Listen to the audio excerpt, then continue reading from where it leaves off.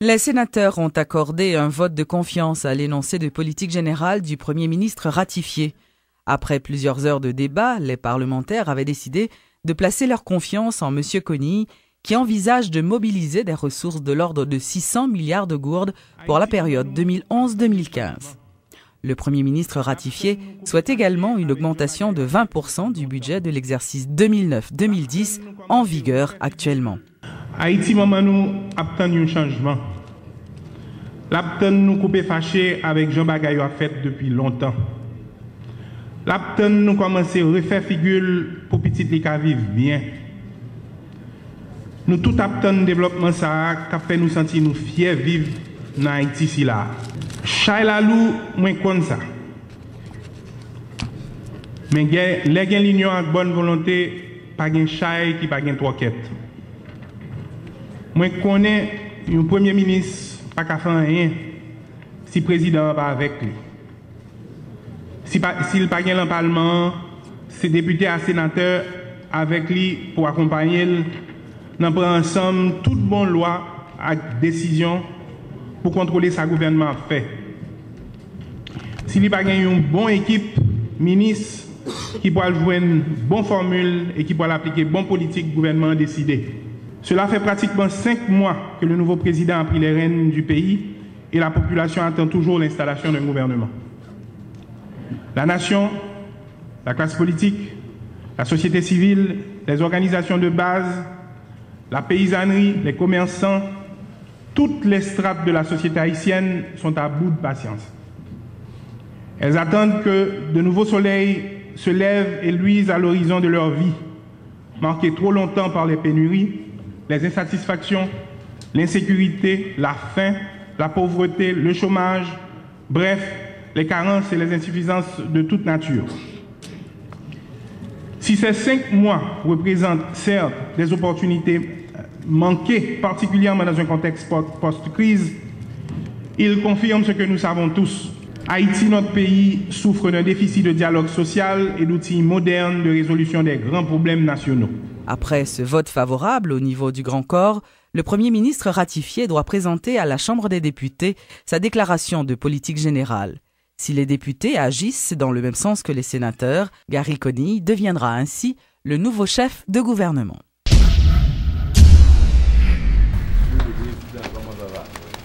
L'actuel président de la République, Michel-Joseph Martelly, a rencontré ce mercredi, en leurs demeures respectives, à Tabar et à Thomassin, les anciens présidents haïtiens Jean-Bertrand Aristide et Jean-Claude Duvalier. Qualifiant d'historique cette série de visites, déjà entreprise dans le cadre de la semaine baptisée Semaine de réconciliation, le 56e président d'Haïti indique que l'arme de la dialectique doit primer sur la dialectique des armes, ce qui, de son avis, facilitera le développement du pays. Les ancêtres nous ont été bonnes indépendance avec ZAM. Il faut dire nous avons une opportunité à travers tête ensemble, l'une avec l'autre, pour nous continuer sur le chemin de développement. Et c'est une raison qui te mène ici. Parce que l'heure est arrivée pour tout Haïtien mettre tête ensemble pour nous gagner un projet, une vision, pour nous réussir finalement à mettre le pays que nous voulons mettre sous pied. C'est dans le cadre de ça que nous avons fait des marches entre le président Jean-Bertrand Aristide, je veux dire avec Madame Ni, que nous remercions encore pour l'accueil là. Et nous avons continué des marches à travers tout l'autre président qui vivent dans le pays, qui est au nombre de 8 ou 9, si je ne me trompe pas. Et rêve président Martelly, c'est faire une table ronde pour nous, tout ancien leader au Chita, ensemble avec l'actuel leader, pour nous réfléchir sur le problème pays. Le pays, ce n'est pas nous, c'est haïtien, c'est nous pour mettre tête ensemble pour nous faire le marché. Pour sa part, le leader du parti politique Famille-Lavalas, Jean-Bertrand Aristide, estime que la décision prise par le président de rendre visite aux anciens chefs d'État haïtiens vivants est un grand pas franchi vers le vivre ensemble. Nous tous haïtiens, l'autre bord de l'eau comme en Haïti, c'est entendre pour entendre. Les ancêtres ont entendu, ils ont fait l'union, fait la force, ça te bat nous un pays. Je dis même l'union fait la force là, c'est entendre pour entendre. Les petits monde fait cellules qui dans le cerveau, ça y aurait les neurones, ils sont capables de faire 1 800 000 coups de téléphone par l'autre cellule qui dans le cerveau à la seconde, pas à la minute. Ça veut dire que les gens peuvent apprendre la langue plus facile, plus vite que grand monde.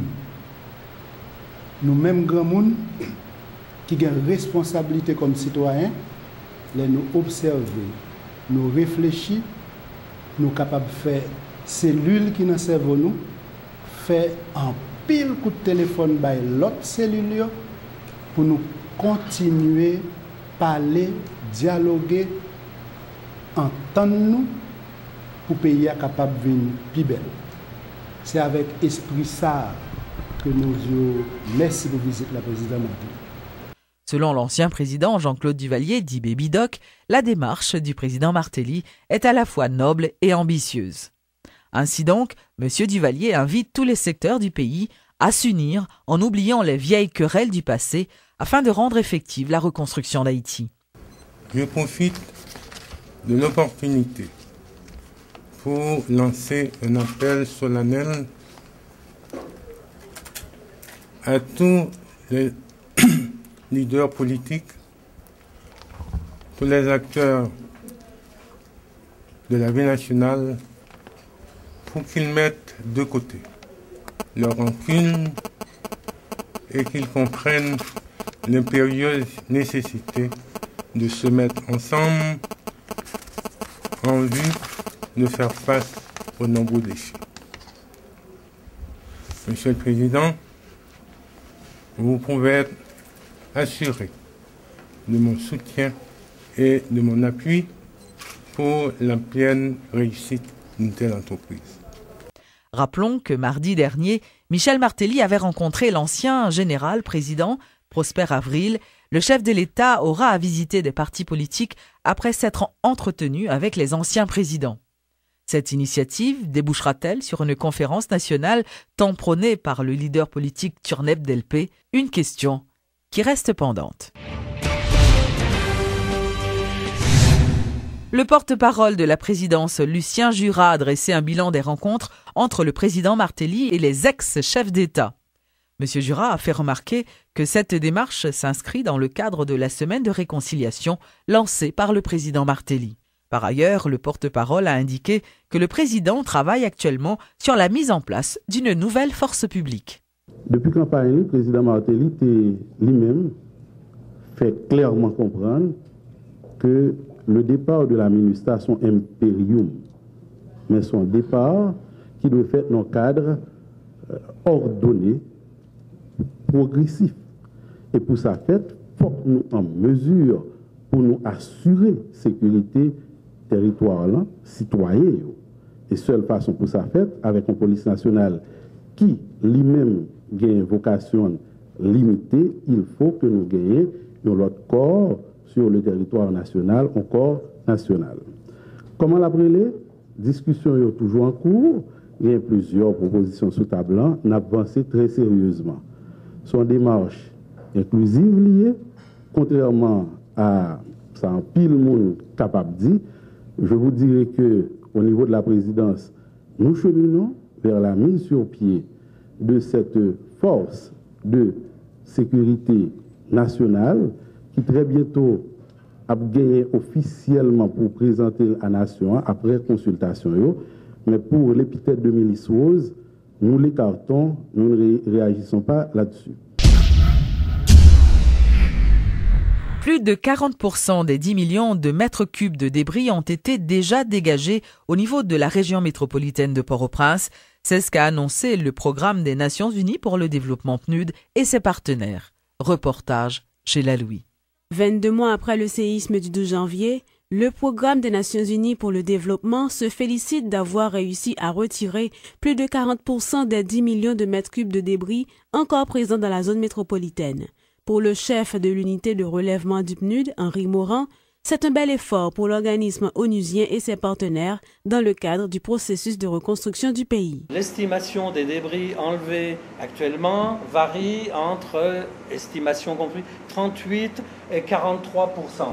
Par rapport à cet effort-là, Je mentionnais tout à l'heure le travail d'alliance, le travail de partnership, et j'ai mentionné tout au début ce sentiment d'humilité qu'on a eu au début, c'est qu'il y a environ un peu plus de 10% de ces débris qui ont été enlevés par les citoyens et citoyennes, par les gens de Port-au-Prince. Certes, le PNUD aurait pu enlever davantage de débris laissés par le séisme, reconnaît Henri Morin, qui dit préférer voir le verre à moitié plein qu'à moitié vide. Comme on le disait, il y a 10% qui ont été dégagés par les gens. Ça montre qu'il y a une grande dynamique populaire, communautaire, il y a beaucoup d'initiatives autour de ça. Oui, d'une certaine manière, on a mis en place des méthodologies qui nous permettent d'aller beaucoup plus vite, d'être plus efficaces. Le programme des Nations Unies pour le développement entend mener à terme cette opération de déblayage dans la région métropolitaine, de manière également à désengorger les rues. Toutefois, un simple calcul nous permet de comprendre qu'au rythme actuel, cela ne pourra être chose faite avant au moins 2 ans. Le secrétaire général de la francophonie, Abdou Diouf, annonce que l'OIF entend accompagner l'État haïtien dans la reconstruction du pays.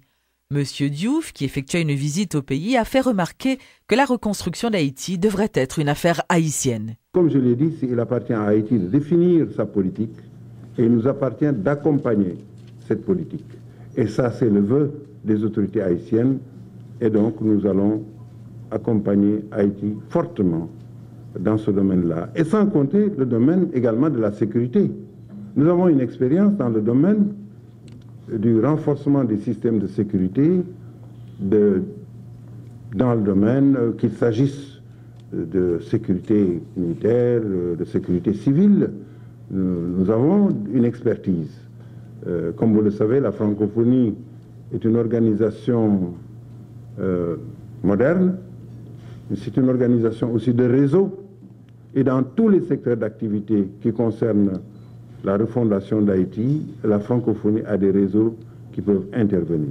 Et au fur et à mesure, vous allez voir le développement de ces différentes actions que nous allons mener.